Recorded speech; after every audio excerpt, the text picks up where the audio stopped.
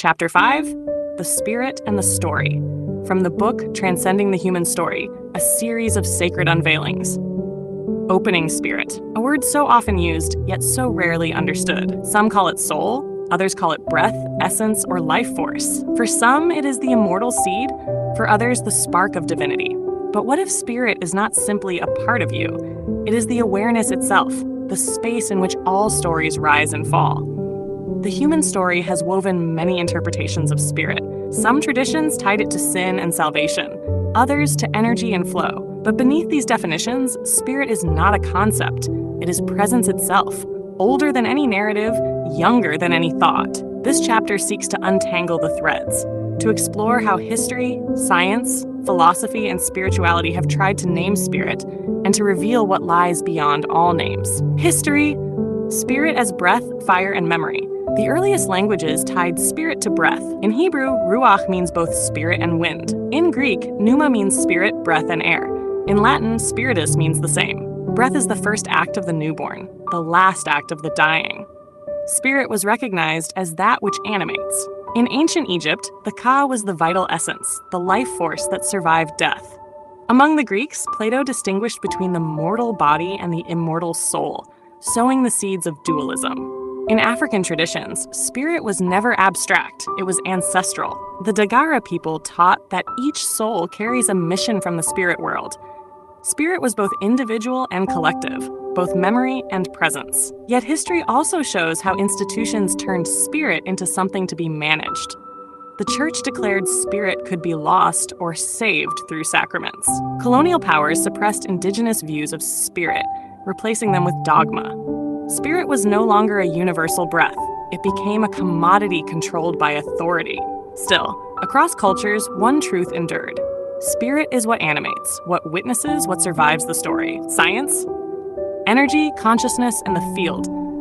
Science resists the word spirit, yet it points toward it. In physics, energy cannot be created or destroyed, only transformed. Could spirit be the name we once gave to this enduring flow?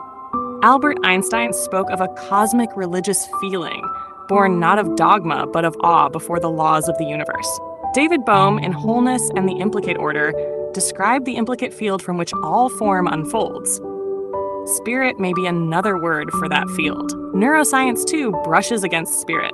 Studies of near-death experiences, as recounted by Eben Alexander in Proof of Heaven, suggest that consciousness can persist when brain function ceases. Quantum biology explores whether awareness arises not from neurons, but from the fabric of reality itself. Larry Dossey, in One Mind, argues that consciousness is not individual but shared, a single field expressing through many. Spirit, then, would not be a ghost inside the body, but the universal mind flowing through form. Science cannot measure spirit as object, but it keeps pointing to an unseen continuity, consciousness, energy, awareness, that sounds very much like what humanity has always called spirit. Philosophy. The question of soul and self-philosophy has wrestled with the idea of spirit for centuries. Plato spoke of the soul as eternal, trapped in the body until liberated. Aristotle described the soul as the form of the body, inseparable from life itself. Modern philosophers grew skeptical. David Hume dismissed the soul as a bundle of perceptions, fleeting and without core. Nietzsche, in Thus Spoke Zarathustra, declared the soul a construct of religion, another chain. Yet others sought a deeper meaning. William James, in The Varieties of Religious Experience, studied how people encounter spirit through mystical states. He did not prove what spirit is, but showed that experiences of the numinous are real and transformative.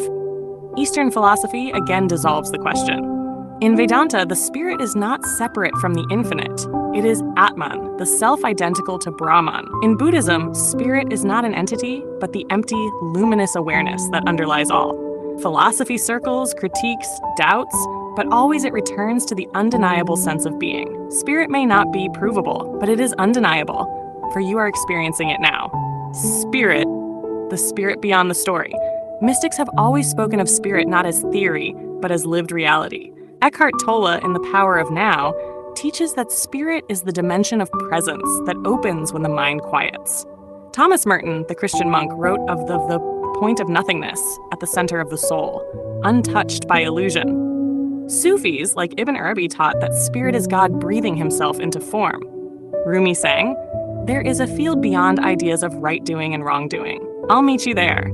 That field is spirit. The Gnostics saw spirit as the spark imprisoned in matter, yearning for remembrance. Yet in awakening, the prison is seen as illusion. The spark was never bound. Spirit is not the story, nor the role, nor even the self. Spirit is what has been here before every name. It is what looks through your eyes now. It cannot be wounded, cannot be programmed, cannot be lost. It is the infinite, remembering itself in you. Conclusion. The human story tried to define spirit, to own it, to argue over it, but spirit remains wild, ungraspable, free. It is not a doctrine, but a breath. Not a possession, but a presence. To transcend the human story is to stop trying to capture spirit in words and to begin living it as reality. Spirit is not what you believe in. It is what you are. Awakening questions. 1. What names for spirit were given to you in childhood, and how do they shape you now? 2. Do you experience spirit more as energy, presence, memory, or silence? 3. What moments in your life have revealed something beyond mind and body? 4. How does it feel to consider that spirit cannot be lost, only forgotten? 5. Who are you when you no longer seek spirit but recognize it as your essence? Final 4 lines. Spirit is the breath behind the story. It is the silence deeper than name. It is not something to find, but to be. It is the infinite, alive as you.